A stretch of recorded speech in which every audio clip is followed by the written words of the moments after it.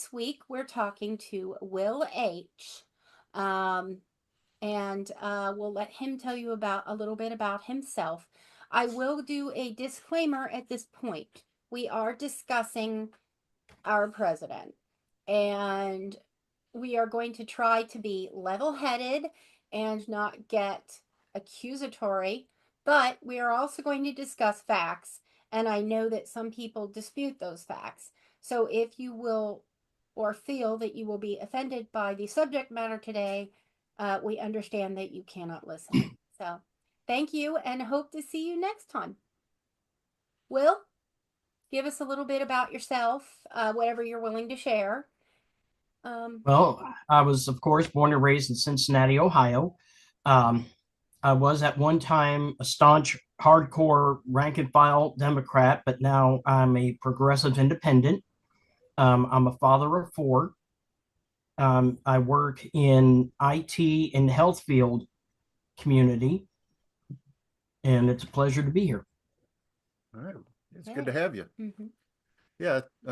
We thought a good title for the episode would be Constitutional Crisis and Doge, because those, things are changing every single day. And I'm going to try to put this podcast up pretty quick because things change so dramatically from day to day, that It's outdated. we're going to try to capture the moment, this Mm-hmm. weekend right now. We thought that was apropos due to constitutional crisis, and Doge was apropos. A lot of the international stuff that was taking place a couple of weeks ago is still simmering, of course, but it's not headline making headlines right now. But I thought that a good way to remind our listeners right from the top uh, was to just go over the very basic parts of our government, and that we have a legislative branch, an executive branch, and a judicial branch. And the executive branch is only 1/3 of our governing body, and it's the arm that enforces laws, whereas judicial interprets laws, and the legislative branch makes laws. So as you can see there, not no no entity on its own is all powerful, right? Right. None can run roughshod over That's the the purpose other of the triangle balance. checks and balances. Right. Mm-hmm. Right. So I think that's a good reminder right from the top, because I think that's what's under assault Right. in this country Mm-hmm. right now. Yeah. Yeah, I mean, ignoring federal mandates. Uh, I do want to get in here at some point and talk about the space situation, the space bringing the people home from the space station. But let's go forward with this. It's constitutional attack. The fact that the Supreme Court has already ruled that that a president cannot be uh, prosecuted for crimes is ridiculous. I find that to be absolutely horrific. So, what do you guys think about that? Well, before we go any further, let's go into a little bit of history of how we got to where we are today. Okay. Perfect. And it starts with the Reagan administration, with the forming of Citizens United. And that was in 1988. And then Citizens United began the transformation of the Republican Party. And then in 2007 came the Tea Party, and that was under George W. Bush's administration. And it was the infiltration of the Tea Party that began the radicalization and the transformation of the Republican Party into what we see today.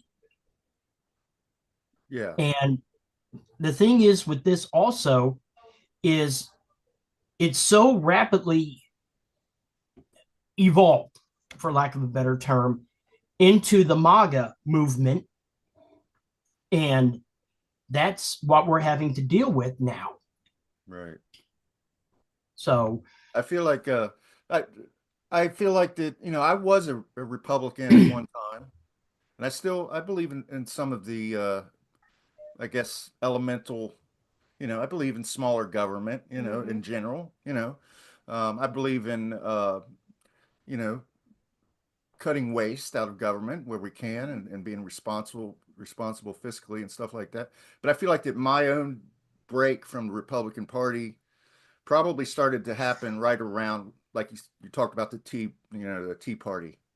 Ever since then, it's been kind of a slow, gradual offboarding or cleansing, maybe. They think that MAGA started in like this year or something.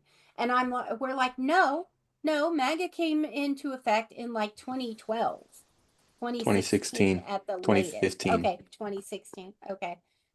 Thank you, Aaron. So, it's like there's a lot of misinformation out there, and there are people who want to believe that misinformation and cannot believe anything else. Well, so I So, remember maybe right after the 2020 election, when mm-hmm, right after January 6th, right? mm-hmm. I remember we went to a very rural um, area, not No, very rural, but a more right. suburban area of Cincinnati. And we were Mm-hmm. at a thrift store there, and I saw an older gentleman walk through wearing a red MAGA hat. And I just thought to myself, that looks so bizarre. It looks like so out of place. You know, it, This was what is he after doing? this was This is after over. January 6th. Yeah. Yeah, I was like, this is over. right. What is, this was so strange to me. I thought we would never, I thought that's so bizarre. I'll never see that, Mm-hmm. in the area of town we live in. That'll never happen again. And that same day, we ended up at a restaurant in that area, and there you are, more MAGA hats. But I had the same feeling the other day when I was sitting in an intersection, and Mm-hmm. guess what pulled up right next to us? A guy in a MAGA Cybertruck. hat. A Cybertruck. I had the Oh, a same Cybertruck. sense when I Okay. saw that Cybertruck than when I saw that MAGA hat. Mm-hmm. So now we have these icons, or these symbols, that are Mm-hmm. part of the business of America, that Mm-hmm. carry these political, you know, they're charged with political Connotations. connotations, right? Yeah. Right. Yeah, because I was reading on CBSnews.com to where Cybertruck drivers drove into a Mardi Gras parade, and the crowd absolutely turned on them, Ooh. Hmm. assaulted them, Oh, that's not good. damaged their Yeah. Cybertrucks. Mm-hmm. See that? Yeah, I'm okay with damaging the Cybertruck, but assaulting people, Well, was that's during taking Super it Bowl? further than I'm open to. It was after the Super Bowl, actually. Mm-hmm. It was well, during Mardi Gras. Oh, Mardi Gras, even that's right. damaging cars is not really acceptable. No, And a lot of these I people mean, that purchased these cyber cars, they did it at a time when Elon Musk was actually sort of a symbol of mm-hmm. progressiveness and technology. He actually was, Right, right. active in the Democratic Party, I think. And so these people have gone to, they're putting bumper stickers on them to say, hey, I bought this before before he turned into a shitbag, stuff like Mm-hmm. that. Well, the thing is, you got to remember about Elon Musk when it comes to Tesla is that he basically sabotaged the original owners, kicked them out of the company, basically commandeered the name and the company, and tried to say that he was the one that came up with the idea for the Tesla cars Right. himself. Yeah. People by and large believe he's the founder of Tesla. It's bizarre. And he's not. That's sort of a repeatable business model, because didn't Bill Gates sort of do that with Apple, or with, Well, I Well, worked for Apple. Musk kind of did it with PayPal too. Yeah. Well, I worked for Apple at one time, and I discovered that Apple's entire belief: eliminate your competition, even if it's yourself. Huh. So And it's that's like a why scorched I earth. no longer work for Apple. Mm-hmm. But is that what we're seeing here? They're trying, so Republican Party under the direction of Trump, and well, actually, probably under the direction of Elon Musk, in large part. Is Mm-hmm. that what they're doing here? It's a business model based on, Pretty much. yeah. Pretty much. I mean, I take hear a you. look at how they've eliminated jobs from the National Oceanographic and well, NOAA. Noah. They've eliminated jobs from the IRS. They're dismantling the Department of Education. They're reducing jobs at the IRS. And the thing is, these people are claiming the waste and EPA. fraud. They're claiming waste and fraud, but not once have they ever provided Any evidence. Zero charges so far of fraud. None. But yet and still, ever since Trump's taken office, where has he been? Golfing. He's gone at the cost of the taxpayers. Mm-hmm. Right. Meanwhile, it's not just the cost of travel on the whatever it's called, the plane. It's all the Secret Air Service Force and One. everything. Yeah. Right. Yeah, he has to pay for the Secret Service. The government pays for the security, all of it. Yeah. And if he goes to his own courses, then he gets to charge the government for putting up all these Secret Service people. Hotel rooms. Now if you're American, and that's where the waste and fraud is really coming in. Yeah. And while he's got Elon Musk doing his dirty work, he's just sitting back having the time of his life. Now, do you think that he's actually the one coming up with these plots and plans? Or Trump? do you think that someone else is driving it? No, there's this was definitely a think tank behind this. Okay. Yeah, That's this was beyond all the in shadow Project of a doubt. 2025, part of the Heritage Foundation. Yep. Which he vehemently denied, even knowing it existed during the campaign, of course. Yeah, but it was all written by like 32 high-ranking Trump administration officials From the previous from the first administration. Right. So the ones that he didn't fire. Right. His loyalists. So while they're flushing all these federal workers back into the workforce, the job out of the market is workforce, becoming back into the private sector. Jobs are becoming more scarce for some of the people who voted for Trump. Yeah, and then also I'm vegan. What's the price of eggs like now? Is it still high? $6.19. We bought some yesterday. For is that more or less than after Election Day? Yeah. It's come down a little. Yeah, a little, but well, here in Sacramento, the price of eggs was like $8.19 a dozen, but yet I was able to get 18 eggs for $11.99, which I felt was a better deal because you're getting more bang for your buck that way. Right. Well, and then what I've started doing is we usually buy an 18 pack, and the 18 pack is this much. And then now for some reason, the organic is like only $0.50, 50 cents more. So I'm buying healthier eggs. I'm buying the organic. So on the campaign, organic free range brown eggs instead of the whatever the grocery store put into a container.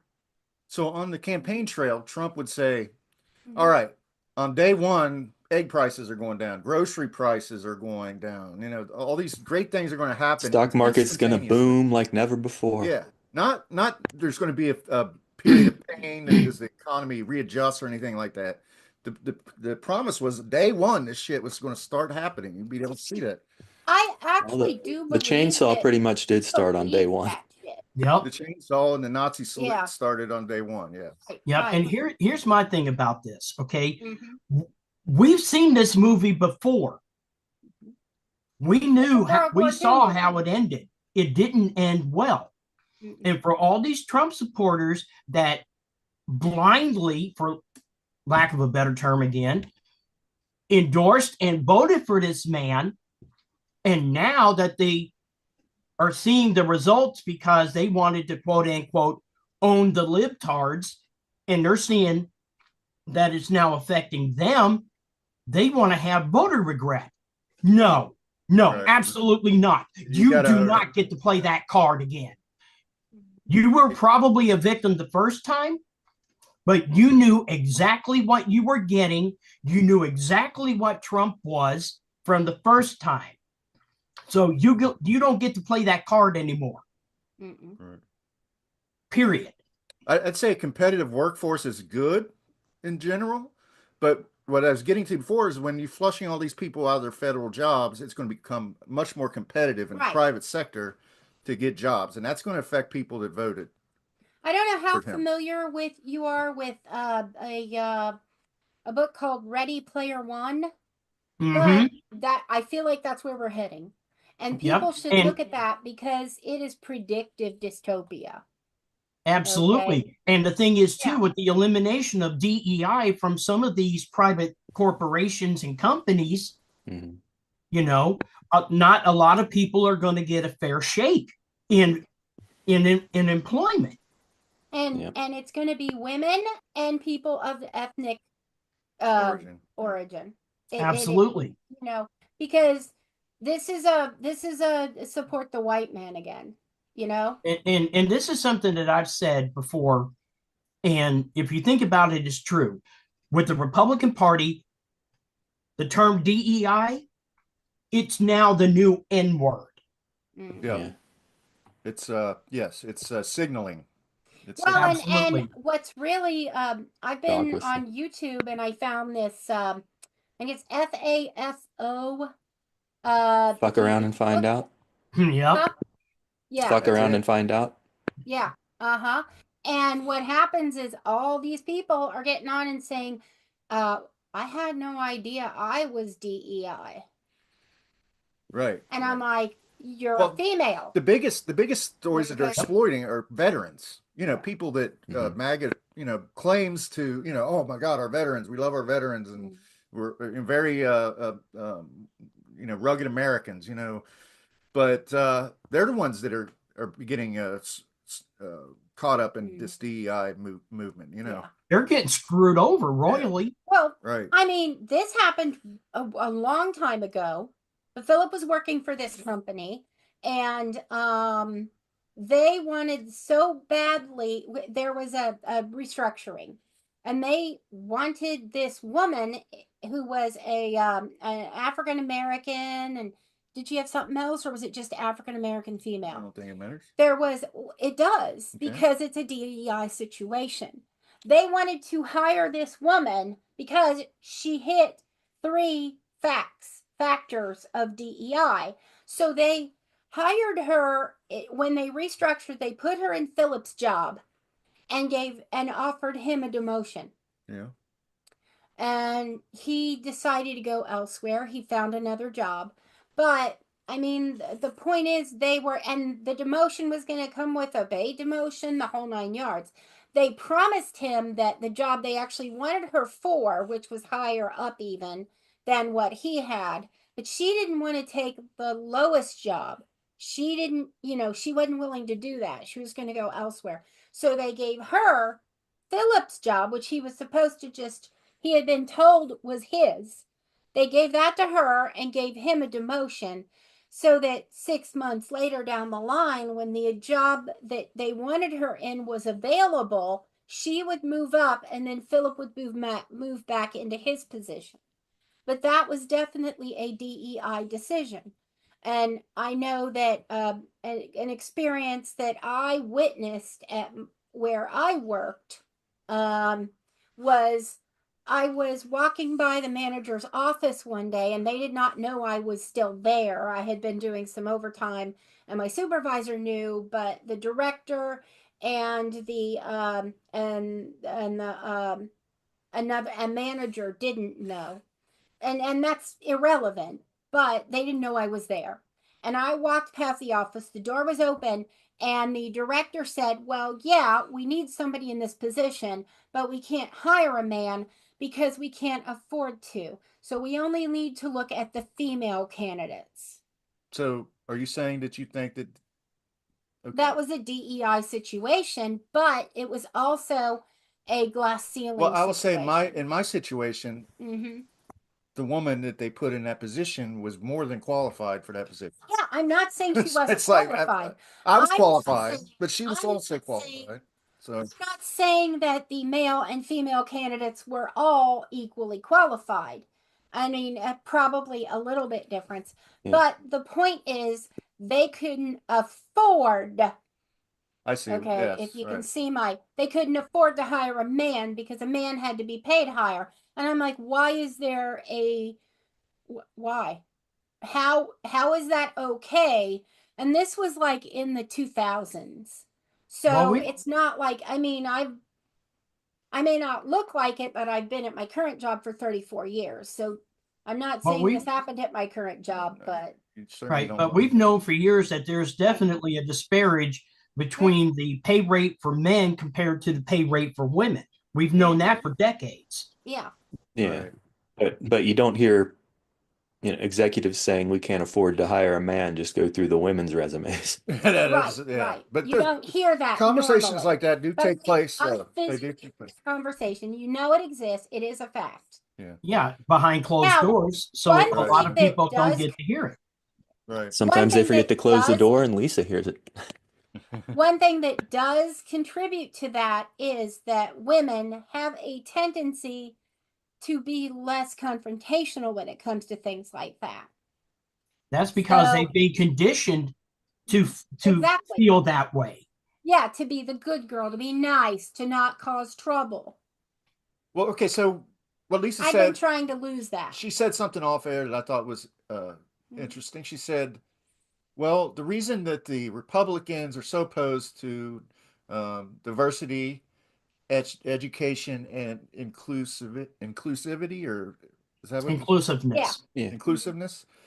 The reason the Republicans are so opposed to it is because if it was a free for all, then they could actually continue this practice of shortchanging women and minorities in these jobs, rather than have some kind of structure that would enforce some sort of fairness. I feel like we're just as a society, America is just moving back. So that's an angle I didn't think of too much. I thought that the Republicans, they were against it because, you know, well, we can't hire all our buddies. You know, we can't hire all our buddies because, you know, put our people, you know, whenever somebody takes over a business or a government, it's like, get this guy out of here. We can't train him to think differently. I'm put my people in here. And it's usually, you know, Pete Hegseth, good old boys and buddies, and Marco Rubio, you know. Well, there's one thing that the Republican Party fails to realize or forgets to realize. America was never white in the first place. Yeah. It was red. In one way or another, we are all immigrants because of our ancestors. That is correct. Yep. Everyone not on a reservation. Who we proceeded to commit genocide on. Right.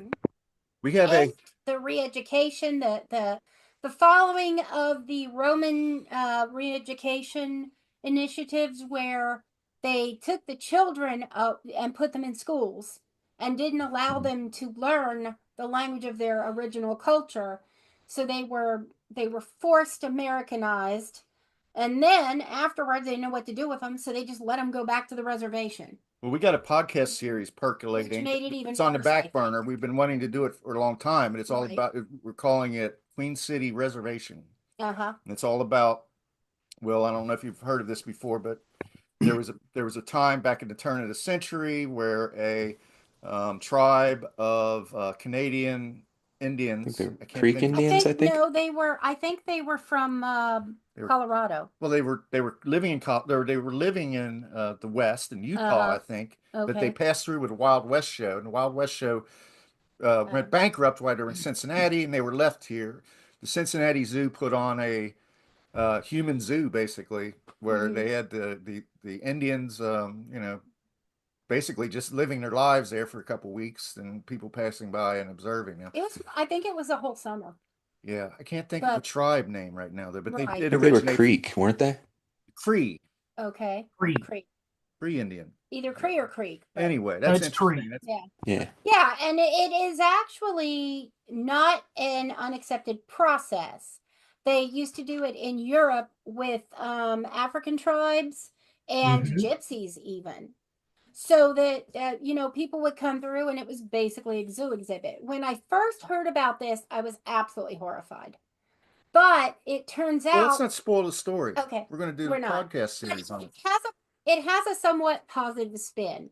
Even so, yeah, results oriented analysis can be dangerous. Can't say that because something turned out okay. That doesn't mean that it was the right thing. Yeah, because they were paid doesn't make it right. Right. But anyway, so all right, so we're obviously upset about what's going on, but you know what I see in the media, different approaches that the left is taking, batting all these things. Actually, let's not get to that yet. I want to talk a little bit. I want to talk a little bit about the deportations and the denaturalization of actual American citizens that's what they're talking about this weekend. That's their next target. Okay, so they've already started deportations, and there's been a number of alarming stories. Situations. And the one that's really kind of bled over into the area of a constitutional crisis was last weekend when they rounded up a bunch of Venezuelan immigrants, got them on an airplane, took off, and I don't know when the judge was alerted or was asked to rule on the constitutionality of this, but federal judge Boasberg held an impromptu emergency Zoom meeting where he actually gave a verbal command, and followed up with a written command to stop the planes from taking off, and if they had taken off, to turn around and come back. And that was never done. Then they took off afterwards anyway, right? They took off anyway. And they lied and said that the planes were in the air before it came across. Right. The administration. And there was still one plane sitting on the tarmac waiting to take off. And the order was to turn around even if they were in the air. Even if they were in the air. And I think this Carolyn Levitt person, who I don't know why, I don't know how she got into her role as a press secretary or whatever she is. But the reasoning was, well, we were already in international airspace. Really the underlying declaration was that you have no right to undermine the command of our king, So the judge was never, his ruling was never honored. And so when you have that's what we talked about at the top, when we talked about the three branches of government. We're talking about the executive branch taking over and ignoring the checks and balances that are built into our system, the judicial system in this case. So that's a problem. That is a real problem. So this was a federal judge, and some people are like to say, well, it's not a Supreme Court judge. It's he's really not.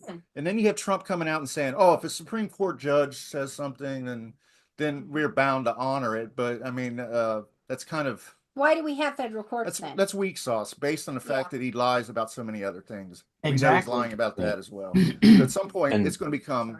And it's just delay and drag your feet and keep the trial pushed off for as long as possible. I'm still convinced the only reason he ran was to stay out of jail. Exactly. Yeah, and he said, Elon, do whatever the fuck you want. Just get me in there. And that's the exact reason why Elon Musk is able to get away with what he's been doing, is because he was the one bankrolling the entire campaign from the get-go. Right. Yep. Right. Mm-hmm. But eventually, this is going to be for his position. This is going to be an even bigger. This is going to be an even bigger issue than this incident. It's going to be a declaration of war or something. He's already. He said during the campaign, "Vote for me. It's the last time you'll ever have to vote again." Exactly. Well, and yet people hear that, and it's just like, that's Trump being Trump, bro. It's like he's just kidding. You can't believe what he's saying because he's just so canny, he's so cagey, and why are we electing someone? You're just not. You're not cool. They're partially right. You can't believe what he's saying. He speaks. What's that? Well, you're partially right. You can't believe what he's saying. No. Right. Well, so we're getting a little hyper here. But. And I just want to say about the criminals who've come into America, whether legal or illegally, and many of these Venezuelans were legal. I mean, they were here legally. Yeah. What are the crimes that they were accused of in their own country? And have they committed crimes in America? Those are things that I want to take into account. Okay? Because I feel. Oh, okay. Okay, sorry. Yeah. Sorry about that. Okay. I don't know feel what like happened. they're just seeing criminal record and checking a box. They're not even doing that. They're just it's guilt by association. Right. They're just grabbing them too. And then if they make a mistake, what did Musk say at that stupid speech that he made at in the Oval Office a few weeks ago? He was like, "Oh, we're going to make mistakes. We're going to work quickly to correct them." Because they don't give a shit about trying to do it diligently and finding out who the criminals are. They're just sending them all over. You know, if we have to eat crow later, or one or two people might be able to come back if they have the technical skills to do a good job. It's the Silicon Valley motto, right? Move fast and break stuff. Yeah. Well, here's the other thing too with the Venezuelan situation is the fact that one of the people who were sent to El Salvador, one, wasn't even Venezuelan. Mm-hmm. Two, she was a woman. And in El Salvador, women cannot be in prisons. So what's the implication there? Was she a criminal? All because of a simple tattoo. They deemed her not only a Venezuelan, but a gang member, which she never was. Well, that's one of those oopsies. That's one of those oopsies. Oh, we're going to fix that, Yeah, and how are you going to fix it? And here's what I was going to say. You got to remember that we're talking about someone who just basically wipes his ass with the Constitution. Right. Yeah, has absolutely no. Well, I'm sure he would respect it if it was helping him. He's totally oblivious. He doesn't know the history of the country. He doesn't know the reason. But here's the other thing too. At least. But here's the other thing to keep in mind too. Trump knew exactly what he was doing when he stacked the deck when he came to the Supreme Court because of the loyalists that he put on the Supreme Court. But now all of a sudden, because one of his loyalists have turned on him and said something what he felt was derogatory, i.e. John Roberts, now he's under direct attack from Trump because of it, because he was defending a fellow federal judge. Yeah. Yep. And the same thing with the media. You've got the media basically changing their formats because you've had ABC bow down and settle with Trump when he sued them. Same thing with NBC. Anyone that CNN too. Yeah. And anyone that does not agree or has something different to say about Donald Trump, they are now subject to attack. Right. Well, same with lawyers. Yeah. Boasberg, he said that Boasberg was an independent rebel. Boasberg is a registered Republican. He's best friends of and he's best friends with Brett Kavanaugh. So, excuse me. He actually ruled in favor of Trump over his releasing his tax returns. Right. Previously, and Boasberg also. There was another instance where he ruled in Trump's favor, and then Trump, he acts as if he doesn't even know who he is, because he called him a far left lunatic, I think is what he called him. Right. Which it's like the minute you disagree with him, you're the enemy.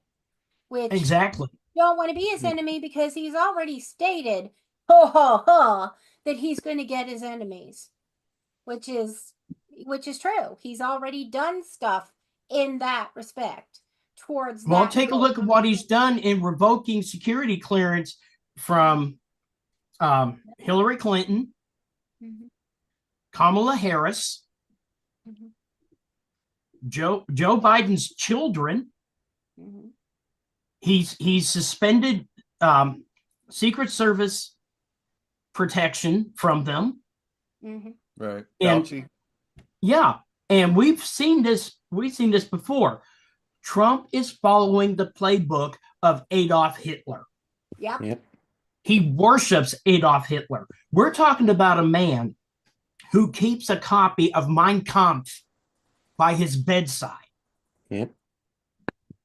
Yes, I've heard these things. Yeah, it's alarming. But what's even more alarming to me is that people keep making excuses for him, and they keep, swallowing this bullshit.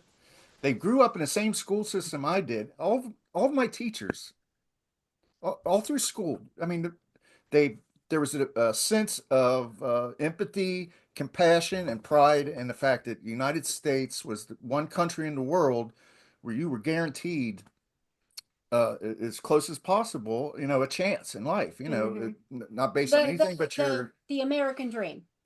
Whether that's true or not, that's the idea, right? And they're coming in here with these, and people are sucking this shit up. That's the idea we were taught at our all-white high school. Yeah, exactly. and the thing is, we've been spoon-fed this. We've been spoon-fed this bullshit. There was one black person. Not in our high school. But I thought there was. But we've been spoon-fed this bullshit for decades now. There's one thing that George Carlin said in one of his comedy shows, which makes sense when you think about it. Do you know why they call it the American dream? It's because you have to be asleep to believe it. Yeah. That's a good one. Yeah, and he was right on the money, because we've been spoon-fed this bullshit for decades, excuse me, about the American dream, that, hard work is going to pay off and all this. And if that was the case, then why do you have more homeless people and more prisons per capita than schools? But so MAGA would say, see what I'm talking about? We got to blow it up. It's not right. It's corrupt. We got to blow everything up. This idea of democracy doesn't work. We got to blow it. Just like we blew up Twitter, we got to go in and blow up America. I feel like they're blowing it up with no thought to, fixing it or restarting and doing it, quote, they don't want right. to. Right. There was one scene that I remember, Jeff Bridges. It was the opening of the series, The Newsroom. Mm-hmm. And he said the first thing about fixing a problem is realizing there is one. Is that Jeff Daniels? Jeff Daniels, yes. Thank you. Right. But he also put it in perspective when he simply told that young lady in the audience, America is not the greatest country in the world anymore. Oh, I remember. Yeah, I saw that. That was probably the most honest 5 minutes of television that you would ever see. And it goes with something else that George Carlin said. He said, the one thing our government does not want is a well-educated, well-informed public, because it no longer suits their purpose. Exactly. And what does he say? He likes the uneducated. I'm just going to put in here that the Electoral College needs to go. Absolutely.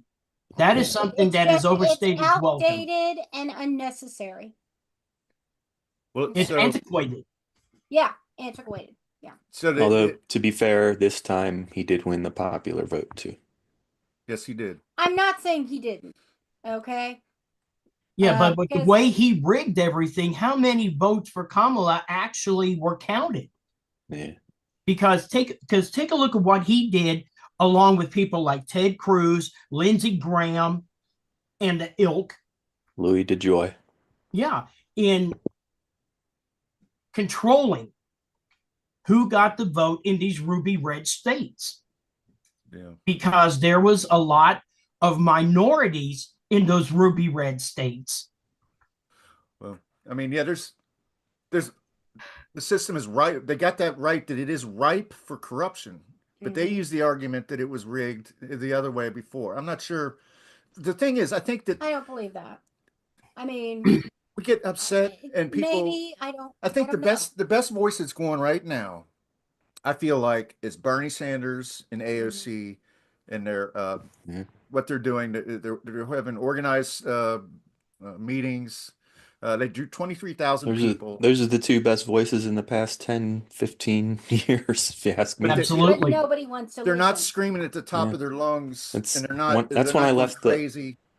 they're organizing. When Deborah Wasserman Schultz just kind of laughed, and actually it was the leaked emails when Wasserman Schultz just laughed and said never, that they were never going to debate Bernie Sanders.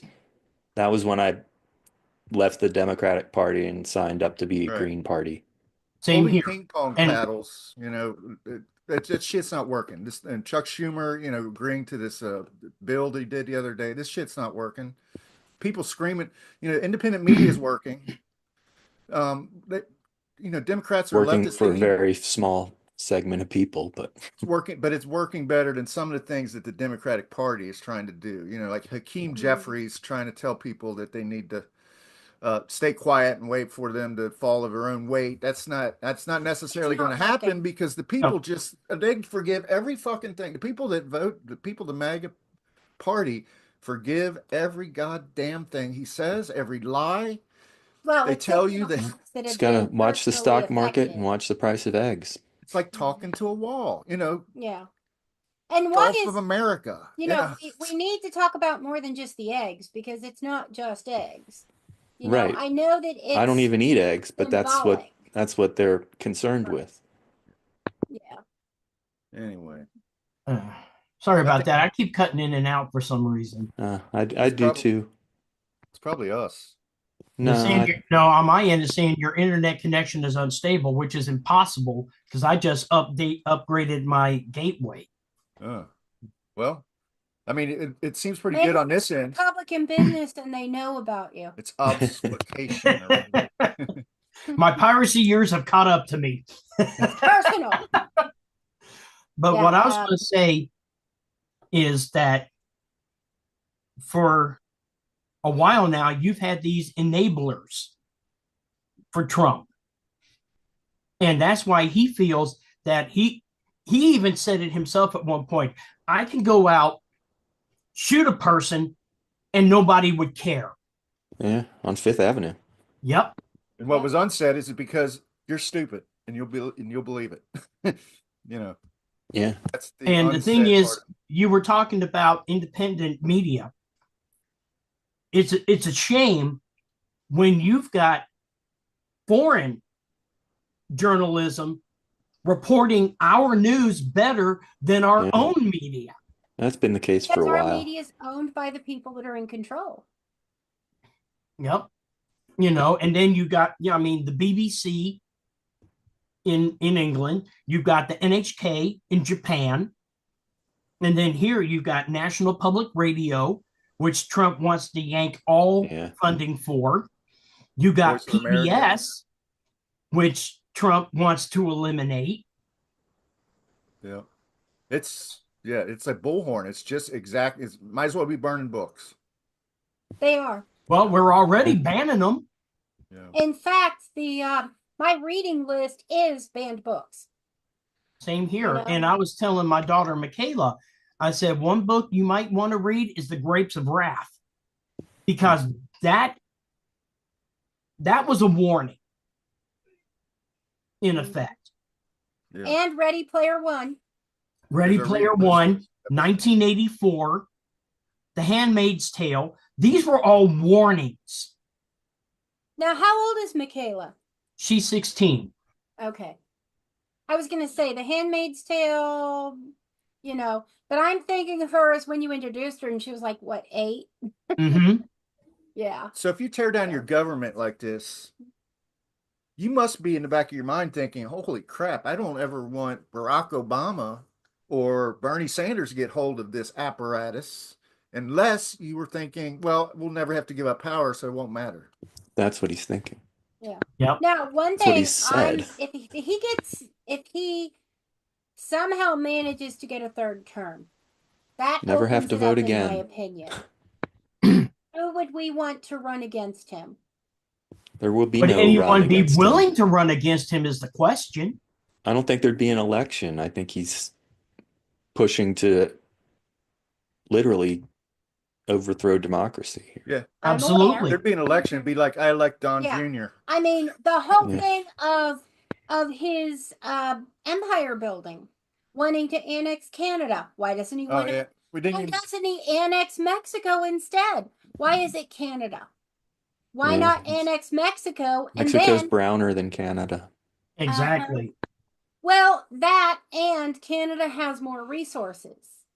We don't get our fuel that we don't need from Mexico. Right. The tariffs are a whole nother. I mean, that's a whole nother episode. That's a whole. Yeah, that's got to be. I mean, that's crazy. Episode. He said it's an imaginary line that separates the United States.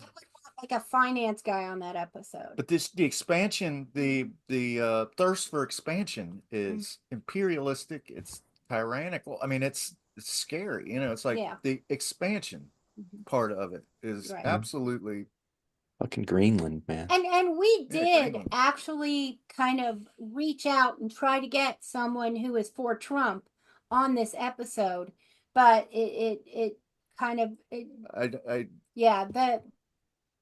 people that we know personally are not, you know, open to any other opinions. It's like talking to a wall. Yeah. Because pretty much everybody who's bought in, it's that way. Yeah, because they don't want to be accountable for what they feel and what they voted for. Right. Is what it boils down to. That begs the question, so what can we do other than sit around and complain and point these things out and try to convince people that are not open to the suggestion that this might be a bad idea, that we can correct? There's still time to correct this shit, right? Right. So I've been trying to find ways that Lisa and I can get involved that's actually, and I hope, I'd like for the podcast to be that, you know, I'd like it to be the podcasts are enough to reach enough people to be, you know, but, you know, there are resources online that instruct you as to where people are gathering and people are protesting some you know, things like deportations and stuff like that. There's a site called Indivisible, and I'm going to have these websites up on the visual manifestation of the podcast. We also want to put them on the audio for YouTube. So right. But it's indivisible.org is one that's very good. And there's another called Mobilize. And Lisa and I have looked into these, and we're actually going to attend an event Thursday in our area of town. And, you know, it's becoming, you know, it's an exercise for us to actually meet people that maybe share some of our concerns, because we're having a really difficult time finding anybody in this town to talk to. And I'm using a wheelchair, but I can hold a sign if somebody wants to push the chair. Now, my concerns is, you know, are things going to escalate to the point where it becomes dangerous to do things like this? It may. It's already started because it's already the first term. Yeah, it's already started. It's already started because take a look at these town hall meetings to where both Democrats and Republicans are starting to be held accountable by their constituents because the veterans, of course, with basically the disassembling of the Veterans Administration, the VA, Republicans, because the fact that Republicans fall in line with what Trump is doing, and Democrats, their constituents feel like, hey, you know what? Grow some balls, get a spine, and fight. Yeah. Exactly. And why aren't they fighting is my question. With the I think they're saving their energy. What can they do right now? Well, here's my thing. Is the fact, and this is just one man's opinion. When the Democratic Party decided to force Joe Biden to step down from the presidential election, and they put Kamala Harris in, the Democratic Party set us up to fail. Because one, there wasn't enough time for Kamala to create a platform. So not even she knew at the time what she was running for. Right. You know? I feel like the numbers they talk about. Biden was so far underwater that at that point. But here's the thing. Here's the ironic thing, though. You've got people. Biden either. But here's the ironic thing. Everybody was so worried about Biden's age and his mental state. Yeah, look what the hell we got in the White House. Right. Yeah. Almost the same age. Not that far apart. Definitely. Like a year and a half, 2 years apart. Yeah. Right, right. Well, they're doing all this shit under the guise of this is a mandate. I think that if the conditions you No, it's talked not a about, Will, mandate. if those didn't exist, it would not have been a mandate. He would not have even won, of course, but the numbers were skewed by the mistakes that the Democratic Party made in their campaign. So, I don't believe, the idea that everybody who voted for Trump, that what they would have you believe is that everybody rubber stamped every fucking thing, that every law that they're breaking right now when they put their vote in for Donald Trump. And I don't think that's the case. I think that there were a lot of conditions that caused people to do that, and that were the fault of the Democratic Party. And people have regret now. So, and again, those people that have voter regret, again, you don't get to play that card anymore. That might have worked the first time, but not this time. right. Because again, you knew exactly what you were getting, and you voted against your own best interest and put him back in office anyway. Because again, you wanted to quote unquote own the libtards. Yeah, how's that working out for you right now? All right. Well, this has been. I have to say that I feel America. I'm just gonna say I'm not totally for the. I feel like people should be held more accountable, and I feel like children shouldn't be celebrated just for joining the team. Necessarily. Exactly. Your parents can celebrate you, but I don't think the team should be giving you a participation trophy. If my kid got a participation trophy, it would not be on a shelf on the wall. Okay? I mean, that's just all there is to it. Now, we didn't have kids. Maybe I'd have felt differently if we did, but I would celebrate my child for trying, but I don't think the entire society should do that. Right. Well, this has been a really lively discussion. Yeah. Would you? Yeah, Will, we didn't would you get into be- Social Security yet. Oh, Let's call yes, it a Ponzi scheme. We all agreed that we can go over a little. Is that okay with you, hon? Yes, it is. But Okay. what I was going to say though is I would like to see if we could have a cadence, maybe, where we get back together. Maybe, I don't know, a month, a few weeks, whatever, and just keep talking about current affairs, because we love the way our podcast is, talking about pop culture and nostalgia and stuff like that. But occasionally, we'd like to. Would you be open to being a regular political guest? Absolutely. Okay. We would also, I know that you are kind of a music person, correct? Yes. Yeah? Okay. We'd also like to have you on something called Aaron's Audio Edibles. And what that is we take an album chosen by, we just take an album. It's an album that Phil has never heard in its entirety. That's the which is like 99.9% of all albums. Right. So it's not hard to find one. And then we all listen to it, usually like at least 3 times, and do a pretty deep dive into it, and we tend to rank the songs, and Phil learns new music. Right. Yeah. And we all talk about our favorite, our favorites, our least favorites. I will say that quite a few of the albums that have been chosen were not my cup of tea. Well, that's. But I listened to them and I tried them, and there were a couple that I've actually, like for instance, Ween. I had never heard of Ween. I am not a music person. I'm more of a human voice person. So, if there's an instrumental on the album, I'm rating it much lower. Yeah. And it's very personal, your ratings. They don't have to match everybody else. It's what you like about it. Yeah. And Lisa is admittedly tone deaf, though. Yes, I am. Well, with me, my music taste is all over the spectrum. I can listen to classic rock 1 minute and listen to classical music the next. Mm-hmm. The only 2 styles I really don't do, I don't do country because my grandparents burned me out on it years ago when I was much younger.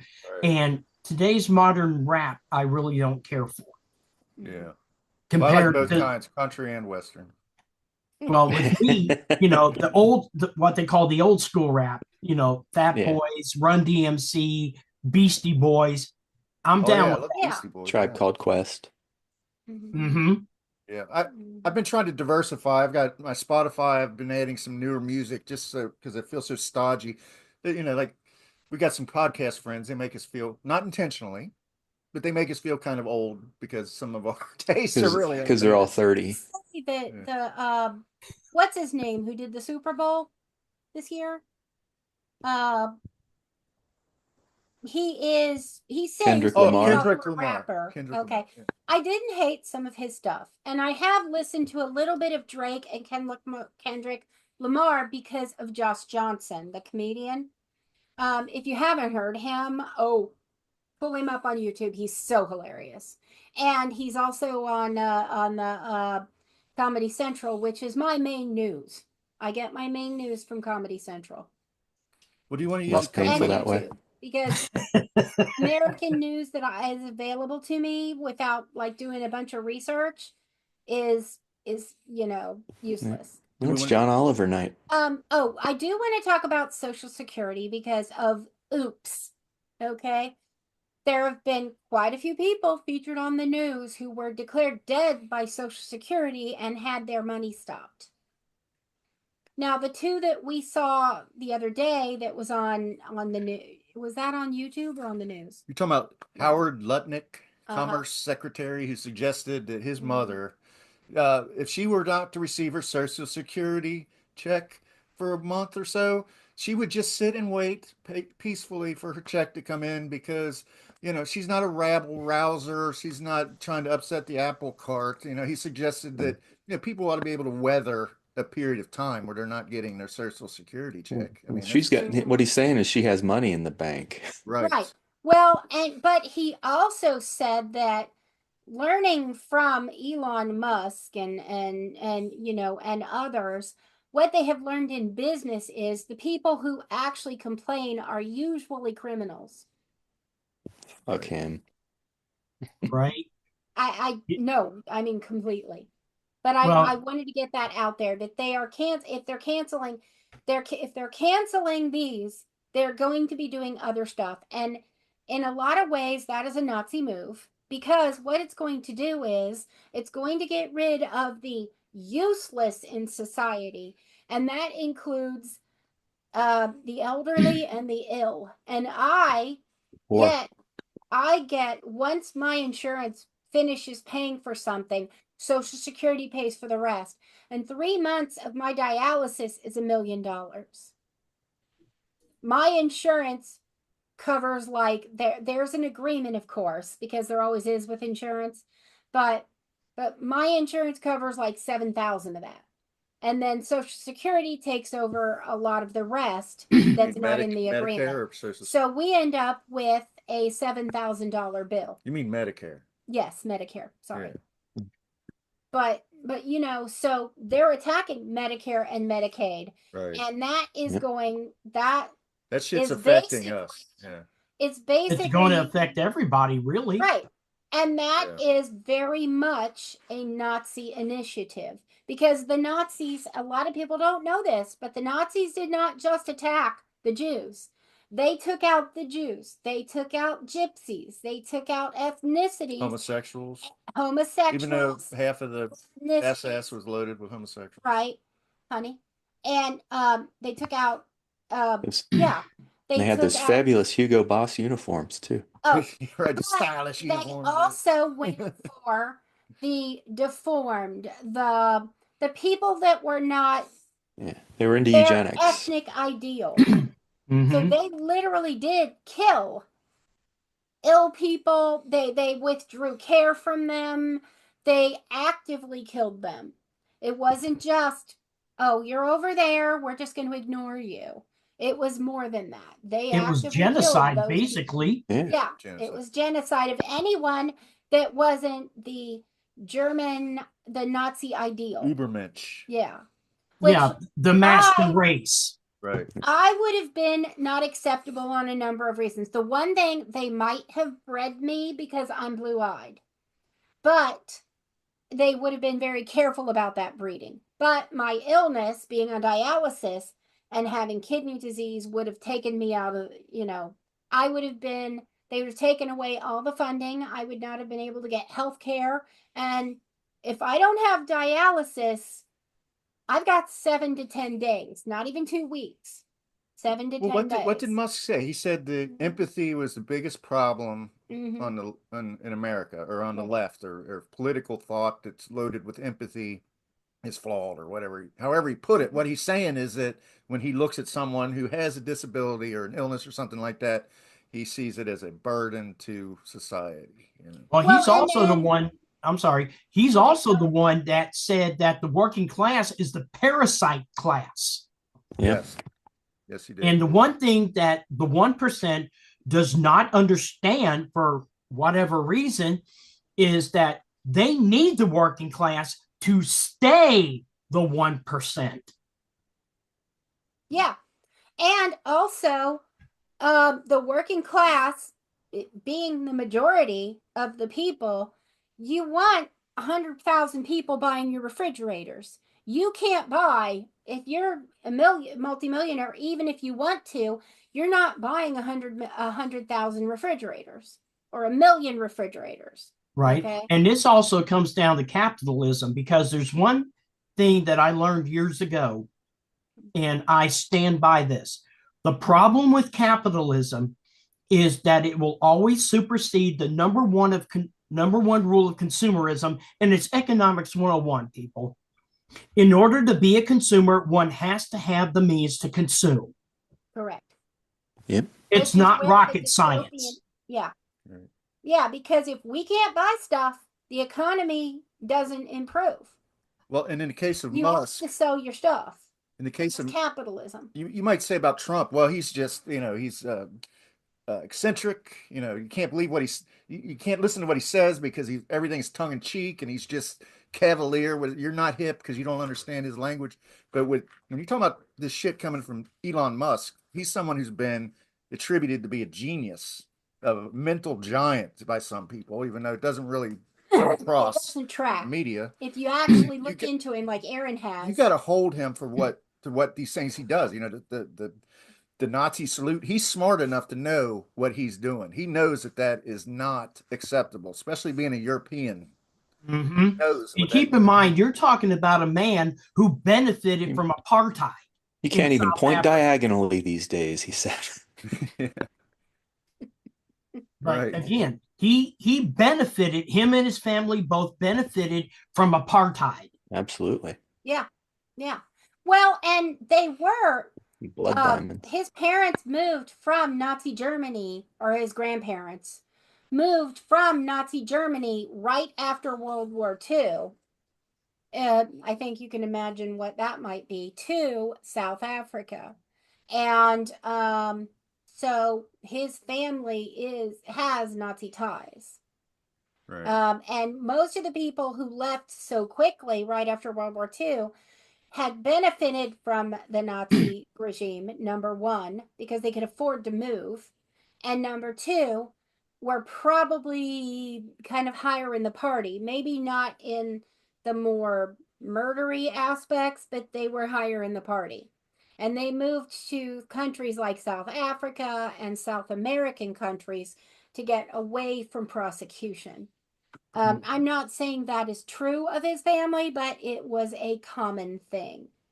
Right. And now I come to the and this ties into, it's not completely unrelated, but the education thing. Now, Trump ran on Americans and American jobs. And I, of course, agreed with that. Why not? I didn't disagree with it. Let's put it that way. But shortly after election, Elon Musk pointed out that Americans were stupid and uneducated, and he couldn't fill the jobs that he needed filled with Americans. Yeah, but you know what? So, here's the other side of that coin too, Lisa. Is the H-1B visa thing? Yes. Yes. Mm-hmm. Well, here's the other side of that coin also. The what I call the dumbing down of our children's education, that started with the Bush administration with No Child Left Behind. Yeah. Because it even really if your started child before that with education reforms done with the Reagan administration, but I the can't thing is, cite them specifically. Right. But the thing is, with No Child Left Behind, even if your child is struggling, they're just going to push them through anyway. Mm-hmm. As Which is long where you as you're, get ninth graders that can't read. well, that's the thing, because as long as your child's ass is in their seat, they're getting money. So they don't care one way or the goddamn other. Mm-hmm. Because the education that you and I got is much different than the education that my children got. Mm-hmm. Much different.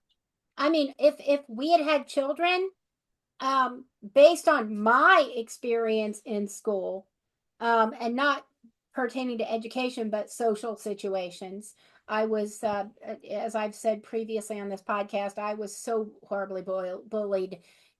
I think that I feel that I have a form of PTSD, but but based on the psychiatric situation out in the world and how America has defunded that so specifically, I can't get anyone to hear my words. But that's beside the point. But yeah, I mean, I would be homeschooling. I would flat out be homeschooling my kids. I wouldn't let them go to school. That's what I'm doing with Michaela. Yeah. Michaela's homeschooled. But you know, from our time in high school, I mean, my God, I was taking up communications electronics as a part of my regular curriculum. And now it's instead of. Yeah. And Ron Croft, he was like a father to me. He taught me so much. And I'm indebted to him forever with what I've learned from him, not only as a teacher, but as an elder. Because he was in the field 47 years. So I got to glean quite a lot of information and knowledge from him. And that's what led me to the IT field. Mm-hmm. Well, and I do feel like the dumbing down of education, and I do feel like the live whatever they call them, I think that has a little bit of a contribution to that. Mm-hmm. Absolutely, because what the government wants now is a person smart enough to push a button and pull a lever, but not smart enough to revolt. Exactly. That's why for George Jetson. Mm-hmm. You can't really count on the Democratic Party or any the people to stop this. The people have to do it. And I agree that things like DEI need to exist, sadly, but at the same time, I feel like woke culture takes it too far. And that contributes to that. Do we have a top 8 or we don't have an elite 8? I thought this was too much of an. There was enough to talk about on this. So I didn't do an elite 8. We can do that in the future. They're fun, Yeah. But why don't we go ahead and leave some stuff on the table for the next cadence? Okay. And then we'll get. Do it all. I feel like there's plenty of topics to continue on, but let's go ahead and maybe in a couple weeks. And maybe we'll report on this meeting that we're going to if we feel Absolutely. Maybe we'll get some video in there. Yeah. I'm gonna be an activist. Yay! Philip said it's okay. I'm Well, I definitely enjoyed this, and I'm looking forward to the next cadence. Cool. Excellent. It's nice to meet you, Will. Nice to meet you. We kind of scheduled this quickly because you were so willing and ready to be on. I still want us to try and find a Republican that can speak and hear and listen. A Republican or a Trumper? Huh? A Republican or a Trumper? It might be easier to start off with a Republican. Well, Sean Cannon. Maybe we can find a moderate Republican. Sean Cannon? Yeah. That's a good call. Yeah. Maybe. Yeah, because unfortunately, all the Republicans I know, there's no reasoning with them. Well, Sean is an anti-MAGA Republican for sure. Okay. So, okay. All right. And I want to make it clear that if a Republican or a MAGA person is listening to this and they are open to being on the podcast and speaking and not like monologuing for 45 minutes, that we would love to have them on. And we're not here to attack. Okay? Right. We're not. We don't want to attack. We are not the enemy. We are simply, we think differently. I'm sure that we can find common ground on a lot of things. Yeah. Absolutely. Yeah. Absolutely. We're here to inform and educate. Right. I'm okay with guns. I don't have a problem with your guns. You can keep your guns. I don't care. I want your guns out of here. You and Kamala Harris. I understand that. Remember Kamala and had a gun. We think differently. But, Kamala Harris, when he accused her of wanting to take all their guns, she was like, I'm an NRA member. I have a gun. Yeah. I just want controls on weapons. I do agree with controls. I don't think any average citizen needs an AK-47 or a machine gun. Absolutely. Or a 22. Right. Well, yeah. Or for that BB matter, gun. armor-piercing bullets. There was a hole in my parents' gun. ceiling at home that speaks to exactly what you're talking about, Aaron. Yeah, they needed a new roof after a while. I had a little 22. I blew a hole in the roof of the house. Like 5 years later, there's a big leak. and he never told them, of course. Yeah. He never said, oh, by the way, I had a gun. I shot a hole in the ceiling. Yeah, well, why would you tell I him owned yourself? a 45 auto, and I was in the basement of our apartment, and I saw a sewer rat. And it was either him or me, so I pulled that 45 and nailed him. But when it went off, it sounded like a cannon. Oh, no doubt. Scared the bejesus out of my mother, and she made me get rid of my gun. Didn't they make the 45 to like, I think the Indians had started putting plaster casts around their bodies to stop bullets, and the 45 was able to go through it and still kill them. Mm-hmm. Yeah, and Philip's 22. I don't know if it wasn't loud enough or if your parents were. They probably weren't home.